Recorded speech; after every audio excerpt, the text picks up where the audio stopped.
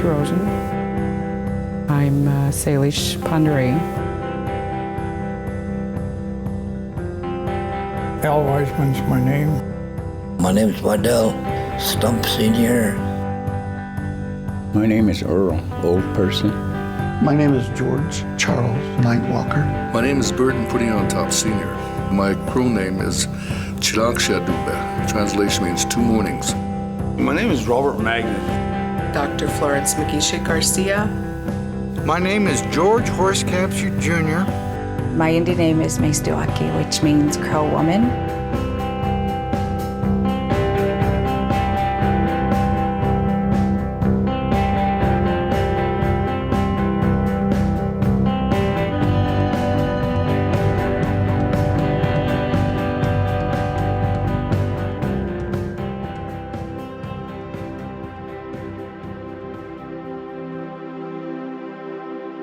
Native people have an appreciation for the landscape and the land, and they've taken care of this land for a long, long time.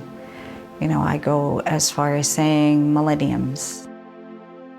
And I think that's one thing that connects all Native tribes at some point or another is valuing land. My favorite thing is just being able to roam all over Blackfoot territory, look at the landscape from a Native perspective, thinking, okay, my ancestors were here, like to see what the landscape has as far as stories and what it can tell us as people today. I don't know there's very many places like this that exist on Earth anymore.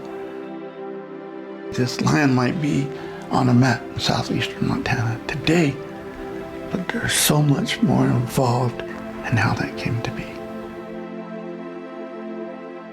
We share many traditions and values is what brings us together. Generosity, humility, honesty. Those are things I think that really manifest themselves here in a place that is very rural, very remote. And that's really, you know, a very almost sacred thing. We have shared history, shared culture, but we're very diverse and many different combinations, from traditional to very advanced technologically to progressive thinking to very conservative socially. We cover a real spectrum of diversity within our own community.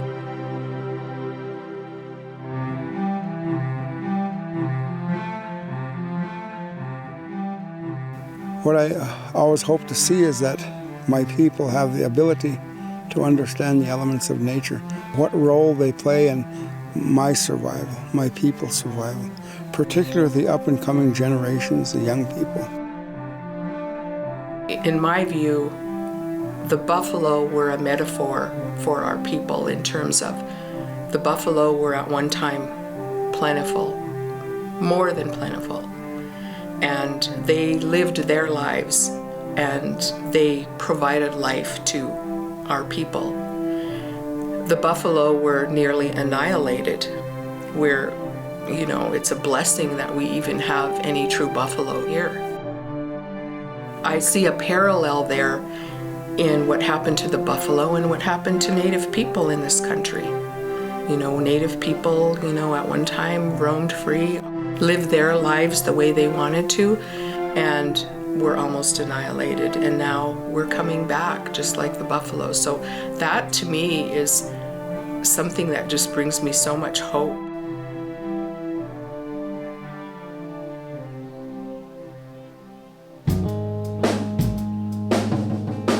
You're smelling what the prairie used to smell like and what the prairie should smell like. Close your eyes. Find a little time to sit back in the sun. Open up your mind. It's cool. If you're really lucky, sometimes I'll give you a glimpse, like I show you a slideshow of how things were. Even them just being out there, to know, you know, that connection for us to that animal is there. And if we want to see it, we want to go out there and look at it, pray to it, talk to it, sing to it, it's there for us to do that. And that's part of that healing process for us. This is part of who we are, and we don't want to lose it.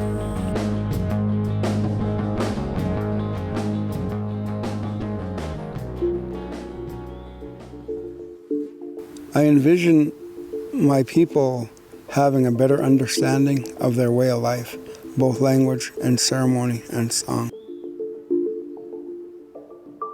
We were always taught by our elders to be proud of who you are and what you are, because we are what we are until we die. I admire a lot of our young people.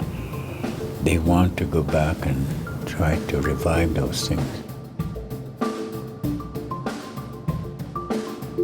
Today, when we put up our lodges, it's an opportunity for families to share with their children and grandchildren those traditional stories, that they know who they are as people.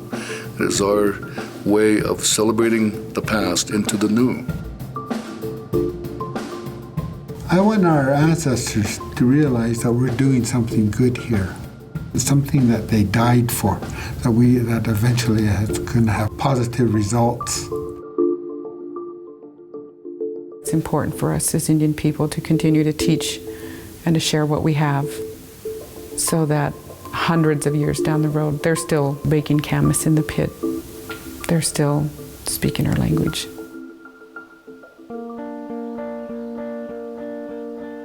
To really understand us, you're not going to find us in a history book. You're not going to find us in a museum. You might find the remnants of us, but you ain't going to find us. It would be good if people had the time, if they really wanted to know us, laugh and cry with us, participate in our ceremonies, share your ceremonies with us. It brings me pride to know that I'm able to help people to understand and to learn that we're not forgotten. It's good that we have two different kinds of life, you know. We have our traditional way, our Indian way of life, and then we enter into the life today. And it's important to our young people to remember that that's the life we're going to have to work toward. That would be my goal, that would be my dream, that our children will take their place in our society in a good way. If the foundation is solid, that foundation engulfs our language, our spirituality, then they can build on that. Our life is good, and it can be good. It's up to us individually.